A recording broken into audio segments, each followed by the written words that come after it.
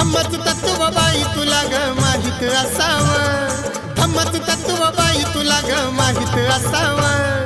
पांढरी साडी नेसून बुद्ध पूजेला बसावं, पांढरी साडी नेसून बुद्ध पूजेला बसावं. पांढरी साडी नेसून बुद्ध पूजेला बसावं, पांढरी साडी नेसून बुद्ध पूजेला बसावं.